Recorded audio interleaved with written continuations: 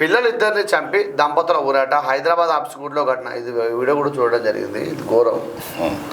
అంటే ఫ్యామిలీ మొత్తం కూడా అంటే ఇంతకుముందు ఈయన నారాయణ చైతన్య చదివే మన లెక్చరర్గా పనిచేసినట్ట 5-6 నెలల నుంచి ఉద్యోగం లేక ఇబ్బందులు పడుతూ ఉంటే ఆర్థిక ఇబ్బందులతో పడుతూ ఉంటే కానీ ఏదో పని చేసుకొని బతకొచ్చు.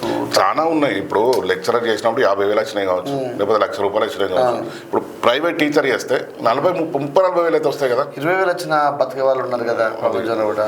అట్లా 10,000తో బతికే వాళ్ళు లేరా? అంటే కొంచెం ఏంటంటే వారు కుటుంబ అంటే దాన్ని ఏమంటారు స్థితిగతులు ఒక్కటిసారి అప్ అండ్ డౌన్ పోయేసరికి తట్టుకోలేకపోతా ఉన్నారు. కానీ మనం ఎంత చదువుకున్నప్పుడు కూడా దాని యొక్క అవగాహన ఉండాలి. అంటే ఎట్లా మనం స్థితిగతులు అంటే అప్ అండ్ డౌన్స్ ఉంటాయి, ప్రతి లైఫ్లో ఉంటాయి.